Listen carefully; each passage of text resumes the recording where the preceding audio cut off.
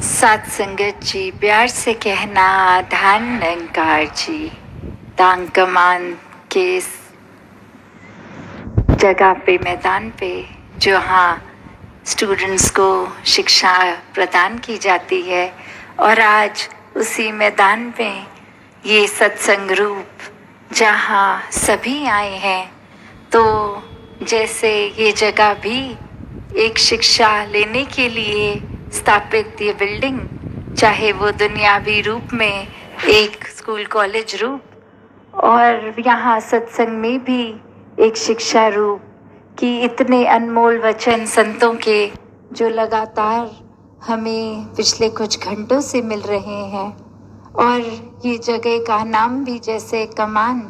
तो एक इंग्लिश में कमांड वर्ड जो होता है, तो बात वही कि जिन्होंने भी एक अभी से नहीं पुरातन समय से किसी भी युग में देखें, जिन्होंने एक संतों के वचनों को सिर्फ एक राय के रूप में लिया, उनका जीवन तो कुछ खास सुधर नहीं पाया, क्योंकि मन का अहंकार हर समय यह बोला कि हमारे जीवन ठीक चल रहा है, ये कौन संत आ गए हैं जो हमें जीवन कैसे जीना है वो सिखाने वाले। और वहीं जिन संतों ने जिन महापुरुषों के वचनों को कमांड की तरह बात ली कि जो कह रहे हैं उनको जीवन में उतारा जाए, जो जागरूकता दे रहे हैं कि अपने जीवन को व्यर्थ ना जाने दो, इस परमपिता परमात्मा, इस निराकार, इस सच का ज्ञान लेके, इसको पहचान के, इसको रूबरू देखकर फिर अपने मन में बैठा लें, एक हर समय के लिए, हर पल के लिए परमात्मा को अपने जीवन का आधार बना लें, और किस तरह फिर मानवीय गुणों से भी जीवन युक्त होता चला जाता है। तो जिन्होंने वो संतों की बात उस कमांड के रूप में ली, उनका जीवन तो बहुत ही सुनहरा, एक मोक्ष और मुक्ति के भी हकदार फिर वही, जिनके जीवन में ब्रह्म ज्ञान आता है, जिनके जीवन में सेवा, सुमिरन और महात्माओं के इस रूप का सत्संग रूप एक आ जाता है। तो बात वही कि हमें अपना जीवन किस तरफ लेके जाना है, क्योंकि आज भी सत्संग में वही आवाज़ आ रही है कि इस शिक्षाओं को अपनाना भी है कि नहीं, वो फिर हर एक की चेतनता पे है कि जीवन को व्यर्थ ही जाने दें, या एक इतने अनमोल जो मनुष्य शरीर मिला है उसको एक पूरी तरह उसको जीते जी भी इस परमात्मा के आश्रय, ताकि एक मृत्यु के बाद भी इसी परमात्मा में ये आत्मा का लीन होना हो, और जीते जी हर पल जो भी जिम्मेवारी हो, घर परिवार की चाहे या अन्य समाज की कहीं पे भी, तो कैसे फिर जीते जी वो जिम्मेवारियों को भी एक पूरे मानवीय तरह से जिएं। जैसे अभी सत्संग के दौरान भी वो एक एम्पैथी और सिंपैथी की बात हो रही थी, तो कैसे एक जब अपनत्व का भाव आ जाता है कि जब हम इस परमात्मा से एक हो गए तो पूरी कायनात ही एक है, सब इंसान ही एक हैं, तो फिर एक मनों में एक भाव हर एक के लिए संतों का मन पिघलता, और हर एक के लिए कि इनकी आत्मा अगर तड़प रही है तो इस आत्मा को भी शांति मिले इस परमात्मा के साथ जुड़ के। तो संतों ने तो हमेशा एक यही आवाज़ दी है कि मनुष्य का तन मिला है तो अपने जीवन को सुहेला कर लिया जाए, और जहाँ पे भी बेशक जन्म लिया हो, तो एक संसारिक भाषा में ये जाति पाति के बंधनों को किसी को ऊंचा बोल दिया जाता है, किसी को नीचे, पर अगर सोच के देखें कि ये परमात्मा की ही अगर कोई जाति नहीं, तो इसकी बनाई रचना की जाति कैसे हो सकती है, कोई ऊंचा और कोई नीचा कैसे हो सकता है, सब एक ही समान। तो कैसे एक वो भी बात अगर हम सोच के देखें कि अक्सर मनुष्य अहंकार और भ्रमों में इतना खचित हो जाता है कि स्वयं ही खुद को श्रेष्ठता देने लग जाता है, अपने भावों को अपने थॉट्स को उस तरह ही कि मैं किसी तरह श्रेष्ठ लगूं और बाकी सब नीचे दिखें, तो इस बात को भी अगर गहराई में सोच के देखें तो अगर हम जीतना चाहते हैं तो ये बात ज़रूरी नहीं कि हमारी जीत के लिए किसी का हारना ज़रूरी है। हर कोई भी तो जीत सकता है। उसी प्रकार जब सब में ही परमात्मा है, हर कोई श्रेष्ठ है, कोई अपनी श्रेष्ठता के खातिर किसी और को नीचा समझना, किसी और के बारे में एक नीची दृष्टि लानी, वो फिर एक करना उचित नहीं है। हर कोई श्रेष्ठ है, हर कोई इस परमात्मा की रचना है। कैसे भ्रमों की भी बात अगर करी जाए तो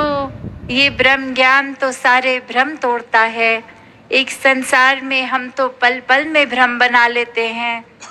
कोई पुराने समय में अगर कोई चीज़ उस समय वैलिड हो, उस समय वो चीज़ उस तरह हो, उस चीज़ का पर आज अगर कोई मायने नहीं और उसको फिर भी करते जाना, तो ये तो कहीं की समझदारी नहीं होगी। जैसे अगर आज बिजली आ गई है घरों में, तो आज तो हमें एक स्विच जलाना है, हमारे पंखे भी चलेंगे, हमारी लाइट भी चलेगी। पर पहले का समय जब इलेक्ट्रिसिटी ही नहीं थी, तो वहीं एक मशालों का, एक दियों का, एक उस तरह लालटेन इत्यादि के एक उजाला इस रूप में। पर आज अगर घर में लाइट है तो भी हम कहें नहीं, वो पुरातन समय का ही ठीक है, एक होते हुए भी प्रयोग ना करें, तो वो तो समझदारी नहीं है। उसी तरह कितने ही ऐसी चीज़ें होती हैं जो सिर्फ हम इसलिए करते चले जा रहे हैं, चाहे आज उस बात की मान्यता ही नहीं है, एक उस तरह वो बात वैलिड ही नहीं है, फिर भी एक अंधविश्वास बना चुके हैं। एक जहाँ भक्ति में बात यही होती है कि पहले परमात्मा को देखो, फिर परमात्मा पे विश्वास करो। और यहाँ ये बुद्धि एक जो अंधविश्वासी बुद्धि होती है, वो तो फिर कोई एक ना लॉजिक देखेगी ना कुछ, बस अपनी मान्यताओं में इतना पक्का गांठ बांध ली कि अपनी आंखें ही खोलने को तैयार नहीं। ये जो शब्द अंधविश्वास होता है, अंधा विश्वास, और यहाँ तो परमात्मा के दर्शन एक खुली आंखों से करने वाली बात, एक चेतनता की बात, तो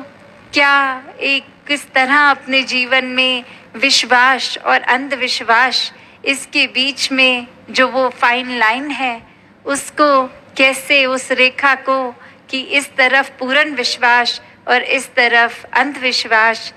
तो कहाँ किस तरह किस पल किस तरह जीना है, ये ब्रह्म ज्ञान तो हर एक के हिस्से में है गया। तो कैसे ये चेतनता को भी अब अपनाया जाए, इस चेतनता के साथ हर पल जिया जाए। जैसे एक अंधविश्वास की ही जहाँ बात हो रही है, ये कहानी भी सभी ने सुनी ही होगी, पर दासी फिर से दोहराती है कि एक विवाह के समय एक घर में शादी का माहौल, और वहाँ एक सारे गेस्ट भी आए हैं, एक सारे अतिथि सब अब खाने के लिए तैयारी में, और वहाँ एक बिल्ली का बच्चा किसी की टांगों में आ रहा है, किसी के कपड़ों को उलझा रहा है, एक चलने में एक थोड़ी रुकावट आ रही है। और वहीं उस घर के बड़े बुजुर्ग ने उस समय के लिए एक टोकरी में उस बिल्ली के बच्चे को डाल दिया कि अतिथि जब चले जाएंगे तो वो बिल्ली का बच्चा निकाल लेंगे वापस बाहर, और तब तक कि किसी को कष्ट ना हो, उसको एक साइड में बंद कर दिया। और वहीं वो विवाह का समय और नहीं बहू घर में प्रवेश करती है, उसने ये चीज़ देख ली कि एक टोकरी में बिल्ली का बच्चा है। और फिर आगे चल के जब वो बड़ी हुई और वो अपने घर में विवाह करवा रही अपने बच्चों का, तो अब उस समय एक इसको प्रथा ही मान लिया, अंधविश्वास ही मान लिया कि शायद एक बिल्ली का बच्चा टोकरी में होना शुभ होगा, इसीलिए शायद हमारे बड़ों ने किया होगा ऐसा हमारे विवाह के समय। और फिर एक बिल्ली ना होते हुए भी कहीं से वो बिल्ली अरेंज करवाई गई और एक टोकरी मंगवाई गई, उसमें वो बिल्ली का बच्चा डाला हुआ, तो ऐसे ही आगे फिर वो बात चलती चली गई। तो क्या इसमें भी जो सीख है कि उस समय वो ज़रूरत थी उस बिल्ली को उस टोकरी में डालने की, पर यहाँ फिर अंधविश्वास की बात कि बिना सोचे समझे कि आज की ज़रूरत क्या है, एक क्रिया की तरह कोई चीज़ करते चले जाना, वो भी कोई समझदारी नहीं है। तो जहाँ हर कोई इस ब्रह्म ज्ञान के साथ हर समय की चेतनता अपना सकता है, एक बुद्धि जो परमात्मा ने दी है, इसका पूर्णता से प्रयोग जीते जी भी करना है, वो अलर्टनेस रखनी है, वो मन में बात कि कोई ऊंच नीच नहीं है, एक अंधकार से अपने जीवन को प्रकाश की ओर इस ब्रह्म ज्ञान द्वारा लाया जाए। तो ऐसे करते हुए अपने भक्ति भरे जीवन को जीते चले जाएं और फिर वो डर विश्वास की जो बात है वो डर पे आधारित ना हो। ये विश्वास तो प्रेम का है, प्रेमा भक्ति का है, एक डर से नहीं कि इतने सालों से भक्ति कर रहे हैं, जीवन में तो धन दौलत नहीं आई अभी तक, एक शरीर की पीड़ा नहीं गई अभी तक। तो ये बात वही कि सौदेबाजी नहीं, हमें वाकई ही भक्ति करनी है इस परमात्मा के प्रेम में खचित होके। तो उस तरह बिना डर के सिर्फ प्यार वाला रिश्ता इस परमात्मा से जितना गहरा करेंगे, उतने ही जीवन से भ्रम भी दूर हो जाएंगे। ये भूलोख्यों में जो जीवन कट रहा है, ये अब इसको मकसद मिल जाएगा, कारण मिल जाएगा, तो अपने आप ही ये भ्रम भुलेखे दूर होते चले जाएंगे। तो दासी और समय ना लेकर इन्हीं शब्दों से आपसे आज्ञा लेगी। साथ संगत जी, धन निरंकार जी।